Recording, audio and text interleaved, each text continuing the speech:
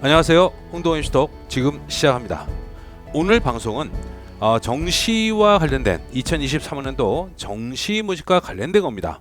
근데 왜 이것이 중요하냐? 수능이 끝난 이후에 내가 가지고 있는 수능 성적이 과연 어느 정도 위치인가 라는 것을 확인해야 되죠. 수능 이후에 혹시 논술이나 면접 전형이 걸려 있다고 한다면 내가 논술 전형, 면접 전형을 참석을 해야 되느냐 말아야 되느냐, 아니면 좀 어떻게 준비를 해야 되느냐라는 그런 부분 속에서 바로 오늘 수능이라는 내가 치른 수능의 점수가 어느 정도 수준인지를 확인하는 것이 무척이나 중요하죠. 그런 의미에서 바로 오늘 방송에서는요, 이 중상위권에서 가장 이렇게 핫한 대학 중에 또 하나죠.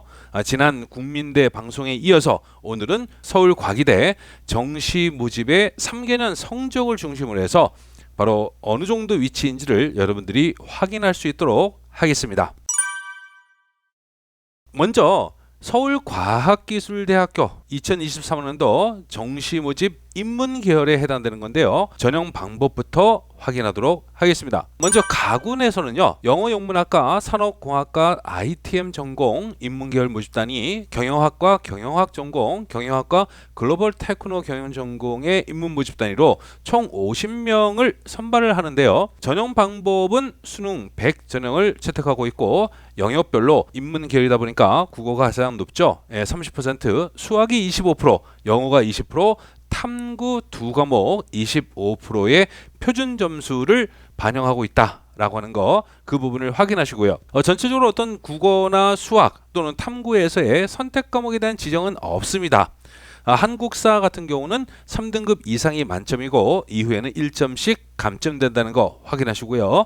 영어 등급 점수는 1등급이 135, 2등급이 130, 3등급이 125, 4등급이 115점의 차이를 나타내고 있고요. 그 다음에 이제 나군입니다. 나군에서는 건축학부, 행정학과, 산업공학과, 산업정보시스템 전공 인문 모집 단위를 통해서 40명을 선발할 계획을 가지고 있습니다. 전형 방법은 가군과 같은 전형 방법을 채택하고 있습니다. 서울과기는 전통적으로 좀 과학기술대학교라는 이미지만큼 인문 모집 단위가 사실상 그렇게 많지가 않죠. 자연 모집 단위가 상당히 많고요. 모집 인원도 인문은 상당히 적다라고 하는 거, 그 부분들을 확인하시고요.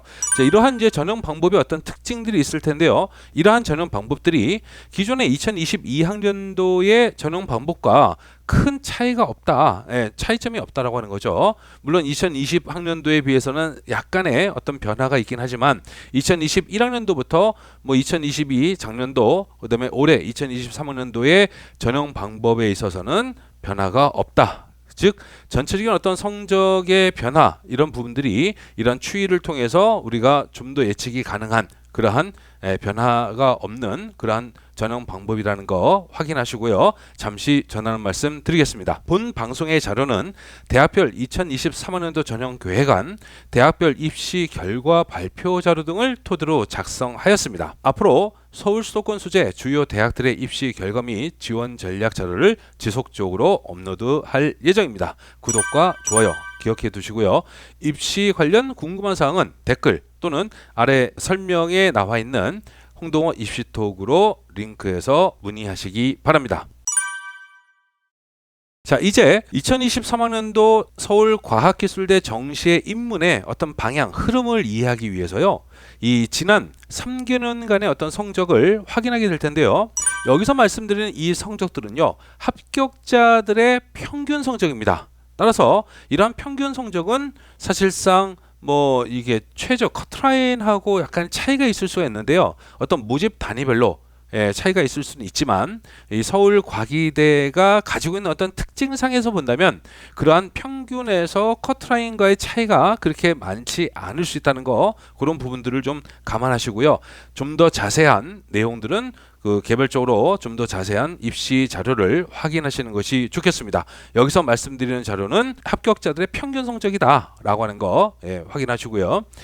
전체적으로 영어영문학과에서 12명, 산업공학과 ITM 전공 인문 모집단에서 4명, 경영학과 경영학 전공에서 19명, 경영학과 글로벌 테크노 경영 전공 인문 모집단에서 15명, 총 50명을 모집을 하는데요. 이러한 50명이라는 숫자는 지난 연도에 56명에 비해서 한 6명은 줄어든 그러한 인원이라는 거 확인하시고요. 전체적으로 성적을 볼 때는 전반적으로 어떤 지속 하락세를 보이고 있다는 점이죠. 전체적으로 2020학년도와 2021학년도, 2022학년도의 성적이 모든 단위에서 하락이 되고 있고요. 특히 2022학년도, 즉 불수능이라고 했던 작년도 수능을 반영한 작년도의 입시에서는요, 성적의 하락폭이 좀 더 크게 나타나는 그러한 경향을 보여주고 있습니다. 전체적으로 이제 성적이 하락세다라고 하는 거, 이런 부분들을 확인하시고요. 나군 같은 경우에서도 건축학부를 제외하고는 전반적으로 이제 하락세죠. 건축학부 같은 경우는 2020학년도에 비해서 2021학년도에 약간의 어떤 그 상승을 보였지만요, 다시 2022학년도에 이제 하락을 했었는데요.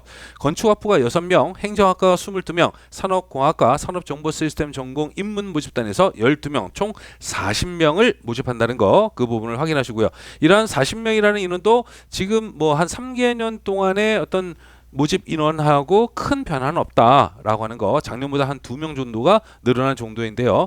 어쨌든 성적상에서 본다면 전체적으로는 2022학년도 불수능에서 상당히 하락이 됐었다라고 하는 점, 그 부분을 확인하기 바랍니다. 자, 이러한 이제 앞서의 어떤 자료들을 통해서 2023년도 올해는 어떻게 전망이 될까라고 하는 것을 좀 볼 텐데요. 자료에서 보시면 일단 서울과기대는 가군과 나군에서 모집한다는 거.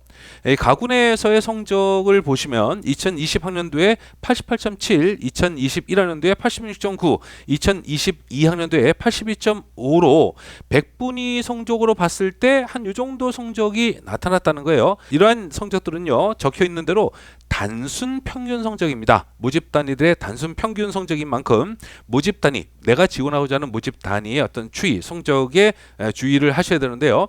뭐 나군에서도 2020학년도에는 88.3, 2021학년도는 86.9, 2022학년도에는 82.8로 평균 100분위를 보여주고 있다는 거죠. 전체적으로 이렇게 낮아지고 있는 그 성적에서 본다면 뭐 수학 기간의 어떤 수능에서 수학 나영역, 인문계열 영역에서 해당되는 수학의 어떤 성적의 흐름과는 약간 좀 다르죠.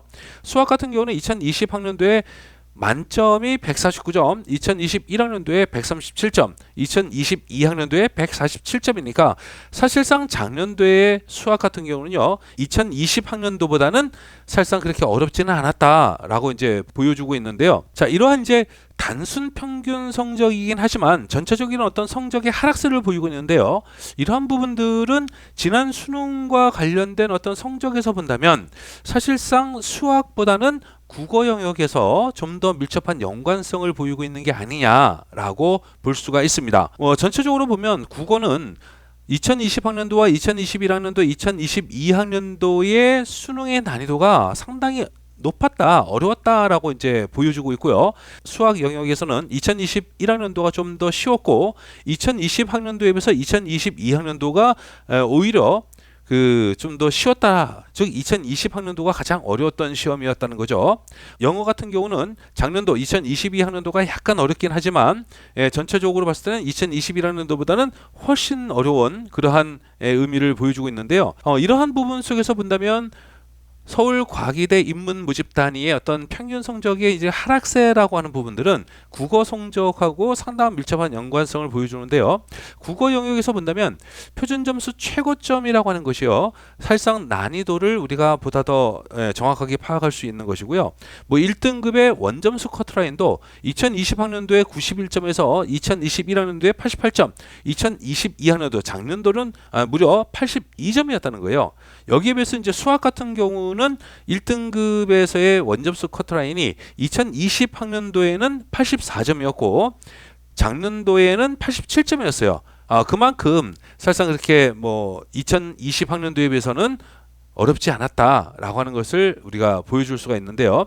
이러한 현상들은 뭐 2등급 선에서도 유사하게 나타나고 있다는 거죠. 바로 이런 부분들을 이제 참고를 해서 본다면 서울과기대 인문계열 모집 단위에서 뭐 국어 영역이 사실상 비율이 가장 높죠. 그런 만큼 국어 영역에서의 어떤 성취도가 사실상 합격의 어떤 판가름에 상당히 중요한 요소가 될 수가 있다라고 하는 점, 그 부분을 확인하기 바랍니다. 따라서 올해 수능을 치른 성적에서 내가 국어가 다른 영역에 비해서 좀 더 우월하다, 우세하다라고 한다면 보다 적극적인 어떤 공략이 가능할 수가 있을 테고요.